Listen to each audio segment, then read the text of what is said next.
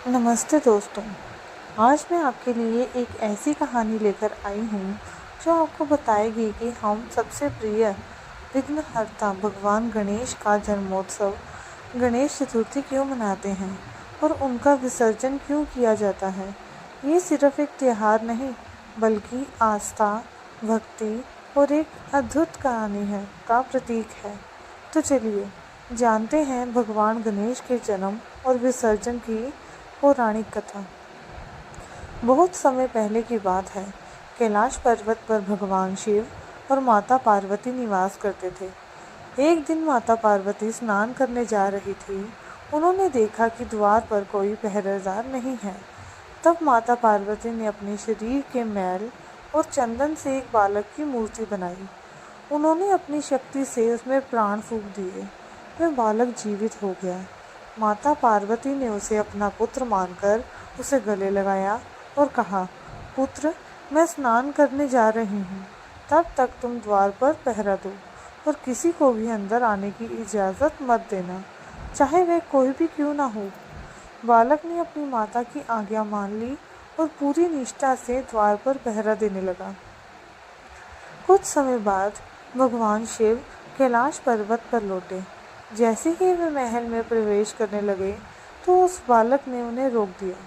भगवान शिव और बालक के बीच घमासान युद्ध छिड़ गया।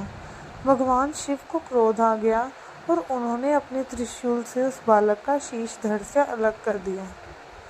जब पार्वती माता ने अपने पुत्र का शीश कटा हुआ देखा तो वह बहुत दुखी और क्रोधित हुई। उन्होंने पूरे ब्रह्मांड को नष्ट करने की धमकी दी। सभी देवता भयभीत हो गए और भगवान शिव से माता पार्वती को शांत करने की प्रार्थना करने लगे। भगवान शिव को अपनी गलती का एहसास हुआ। उन्होंने देवताओं को आदेश दिया कि वे उत्तर दिशा में जाएं और जो पहला भी प्राणी मिले उसका सिर काट कर ले आए। देवता एक हाथी का सिर ले आए। भगवान शिव ने उस हाथी के सिर को बालक के धड़ से जोड़ दिया और फिर से जीवित कर दिया। भगवान शिव और माता पार्वती ने उसे गणेश का नाम दिया। उसे प्रथम पूज्य होने का आशीर्वाद दिया। इसी दिन यानी भाद्रपद मास के शुक्ल पक्ष की चतुर्थी को भगवान गणेश का पुण्य जन्म हुआ था। इसलिए इस दिन को हम गणेश चतुर्थी के रूप में मनाते हैं। गणेश चतुर्थी का त्यौहार 10 दिनों तक मनाया जाता है। इन 10 दिनों के बाद हम भगवान गणेश की मूर्तियों का विसर्जन करते हैं, जिसे गणेश विसर्जन भी कहते हैं। इसके पीछे भी एक गहरा अर्थ छिपा है। कहा जाता है इन 10 दिनों में भगवान गणेश अपने भक्तों के घर आकर उनकी सभी परेशानियों और दुखों को अपने साथ ले जाते हैं। जब हम उनकी मूर्ति का विसर्जन करते हैं तो ये एक प्रतीकात्मक विदाई होती है। हम मानते हैं कि भगवान गणेश अपने भक्तों के सारे विघ्न और दुखों को अपने साथ ले जाकर जल में समा देते हैं। विसर्जन के बाद भक्त उनसे अगले साल फिर से आने की प्रार्थना करते हैं।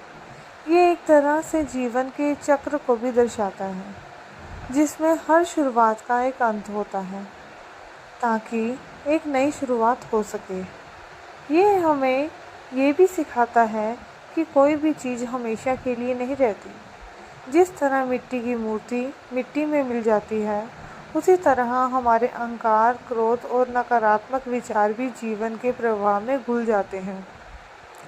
तो दोस्तों, गणेश चतुर्थी का त्यौहार हमें सिर्फ गणपति जी की पूजा करना ही नहीं, बल्कि जीवन के गहरे रहस्यों को भी समझाता है। विसर्जन हमें सिखाता है कि हर चीज़ का एक अंत होता है, जो एक नई शुरुआत का रास्ता खोलता है। ये एक प्रतीकात्मक क्रिया है, जहाँ हम मानते हैं कि गणेश भगवान हमारे दुखों को अपने साथ ले जाते हैं। ये त्यौहार हमें सिखाता है कि हमारी आस्था और विश्वास ही हमें जीवन में आगे बढ़ने की शक्ति देते हैं। दोस्तों, ये कहानी आपको कैसी लगी? क्या आप भी गणेश चतुर्थी धूमधाम से मनाते हैं और विसर्जन के महत्व को समझते हैं? अपनी राय हमें कमेंट सेक्शन में ज़रूर बताएं। अगर आपको ये कहानी पसंद आई हो तो इसे लाइक करें, अपने दोस्तों और परिवार के साथ शेयर करें और हमारे चैनल को सब्सक्राइब करना बिल्कुल ना भूलें।